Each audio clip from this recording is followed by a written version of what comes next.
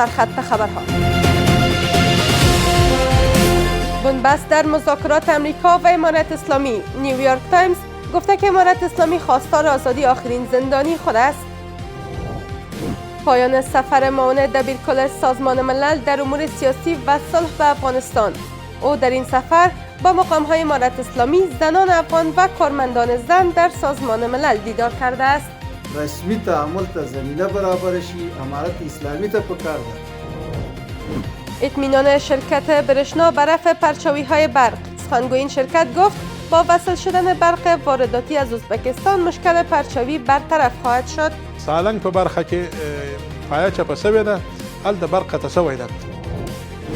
و ادامه واکنش‌ها به ایجاد شورای صلح غزه. شماری از آگاهان روابط بین الملل جایگزینی این شورا به سازمان ملل را غیر عملی می‌دانند.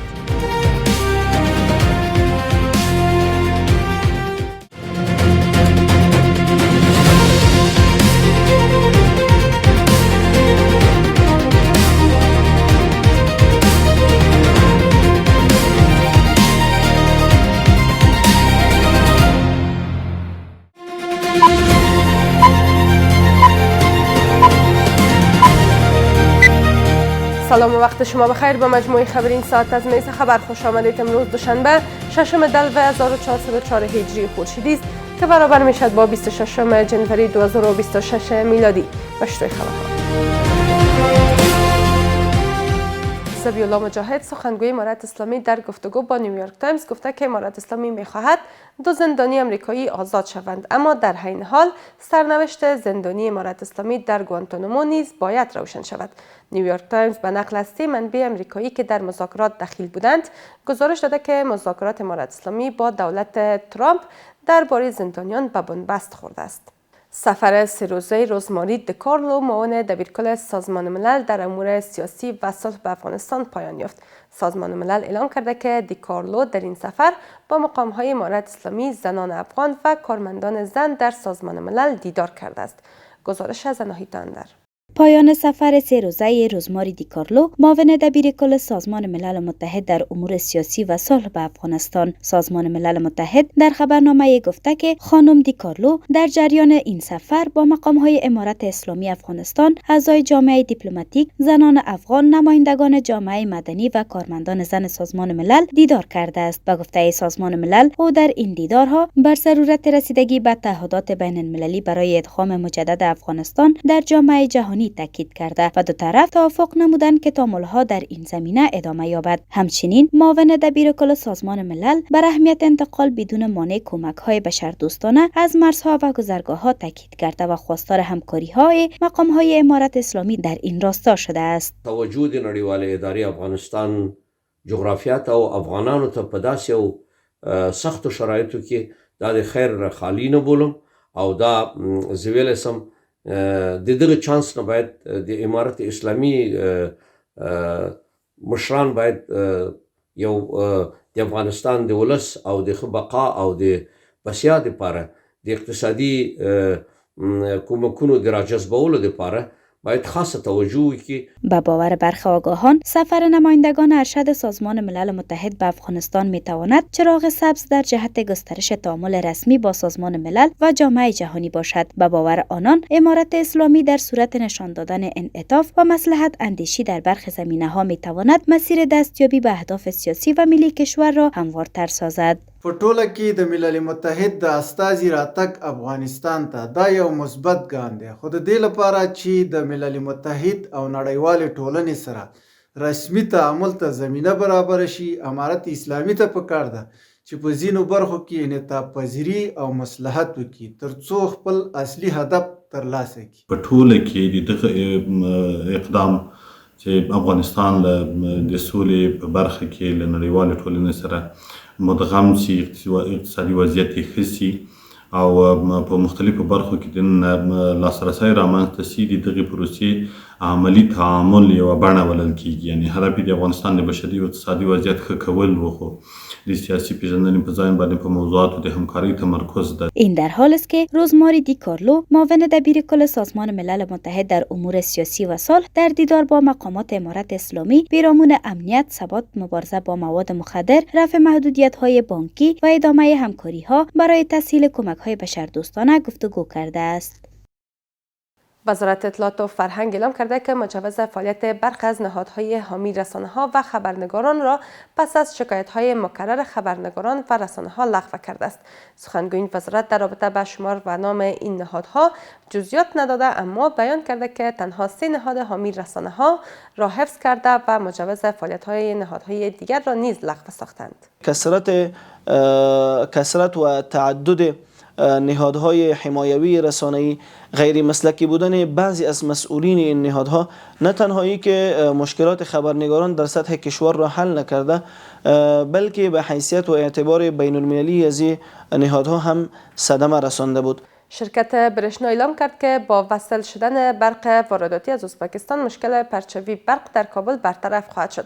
به گفته سخنگوی این شرکت، برق وارداتی از ترکمنستان وصل شده، اما به دلیل مسدود بودن شاهراه سالنگ برق ازبکستان هنوز وصل نشده است. گزارش از ناهید اندر. محمد صادق حق پرست، سخنگوی شرکت برشنا، در گفتگو با خبرگزاری آفاق قلت پرچاوی‌های اخیر در شمار از ولایت‌های کشور را واژگون شدن پایه‌های برق وارداتی از کشورهای ترکمنستان و ازبکستان عنوان می‌کند. آقای حق پرست همچنان افزوده است که برق وارداتی از ترکمنستان به اسرع وقت وصل گردیده است، اما به علت مسدود شدن شاهراه سالنگ برق وارداتی ازبکستان که برای 12 ولایت برق توزیع می‌نمود تا هنوز دچار مشکل است. حق پرست افزوده است که برای تامین نیازهای شهروندان کابل از 80 مگاوات برق حرارتی استفاده صورت میگیرد. کابل په شمول په 12 ولایتونو باندې چې کوم برېښنا وسپل حل قطع ده د ازبکستان نه وارداتي 240 کیلو ولټ لاین دا د سالنګ په برخه کې پایه چپه شوې ده، هلته برق قطع شوی ده، نو طوفانونه و بادونه دا شی زیاد دي. آقای حق پرست با اشاره به چالش‌های موجود در بخش تولید انرژی از منابع آبی، آفتابی و بادی میگوید که کمکاری حکومت پیشین و عدم تعامل با جامعه جهانی سبب شده تا در بخش تولید انرژی از منابع داخلی کشور استفاده وسیع صورت نگیرد، اما امارت اسلامی با وجود چالش‌های موجود از این منابع به گونه درست استفاده کرده است. برق په برخه کې تقریبا 8.5 هغه پروژې دي چې هغه له جمهوریت نه راپاتې دي، موږ ته دا ټول نیمه کاره پاتې دي چې د جمهوریت په وخت کې په دغو پروژو باندې بانک جهانی، د آسیایي بانک، همدغه شی اروپایي بانکونو چې په دې برخه کې کومکونه کړي وو، هغه پیسې په بانکونو کې دوی ورته ایښې وې تیارې، هغه پیسې ټولې بندې دي. حق پرست همچنان افزوده است که برای تولید انرژی و کاهش چالش‌های برق در کشور این اداره به ظرفیت 12500 مگاوات برق تفاهم‌نامه‌های روی دست گرفته است که به صورت کلی تا 2 سال آینده تکمیل خواهند شد. عملاً تقریبا تر 1200 مگاواټه پورې په تولیدي برخه کې کارونه روان دي، یعنی د بعضې تفاهمنامې تړونونه قراردادونه لاسلیک شوي دي، د بعضې د ډیزاین په برخه کې دي، بعضې د سروې په برخه کې دي، بعضو عملاً کارونه روان دي. با گفته آقای حق پرست در سال جاری 2 کنفرانس بزرگ از سوی شرکت برشنا برگزار گردیده بود که طی آن به ارزش 70 میلیارد سرمایه گذاری در بخش تولید انرژی صورت گرفته است. و در خارج از کشور، ایجاد شورای صلح غزه سوی ترامپ و ادعاها برای جایگزینی آن به سازمان ملل متحد موج از واکنش‌ها را برانگیخته است. شمار از آگاهان روابط بین الملل جایگزینی این شورا به سازمان ملل را غیر عملی می‌دانند. ایجاد شورای صلح غزه از سوی ترامپ و ادعاها برای جایگزینی آن به سازمان ملل متحد موجی از واکنش‌ها را برانگیخته است. رئیس جمهور ایالات متحده پس از اعلام تشکیل این شورا پیشنهاد داد دامنه فعالیت‌های آن گسترش یابد و رسیدگی به بحران‌ها و مناقشات در دیگر نقاط جهان را نیز در بر گیرد. ترامپ تاکید کرده بود که شورای صلح غزه می‌تواند فراتر از مسئله غزه عمل کرده و موضوعات دیگری را نیز پوشش دهد. شماری از آگاهان روابط بین الملل هرچند در مورد کار شورای سازمان ملل در کنترل نظم جهان تردید دارند، اما هیئت صلح ترامپ برای غزه را جاگزین سازمان ملل نمی‌دانند و میگویند که این شورا برای کنترل نظم جهانی بحرانزاست و دنیا به یک مجموعه جدید که بتواند بحرانها را کنترل کند نیاز دارد. مجموعه‌ای را که ترامپ به نام هیئت صلح غزه ایجاد کرده هم جاگزین به سازمان ملل بوده نمیتونه و برای کنترل نظم جهانی کافی نیست، حتی بحرانزاست که نتایجش هم میبینیم.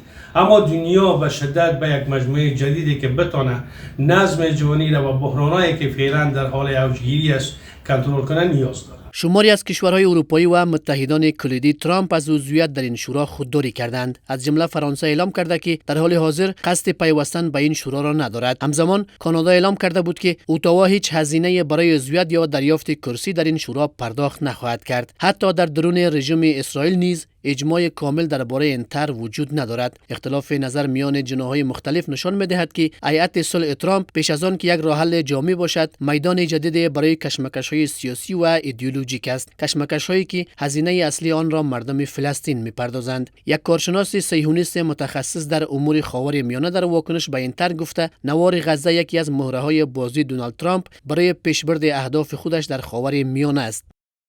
ترامپ هماهنگی خاصی را با اسرائیل در نوار غزه انجام نمی‌دهد، چون آن را یکی از مهره‌های شطرنج جهانی خود می‌بیند و دست اسرائیل را برای جلوگیری از مسلح شدن حماس و عدم حاکمیت مجددش بر نوار غزه بازگذاشته است.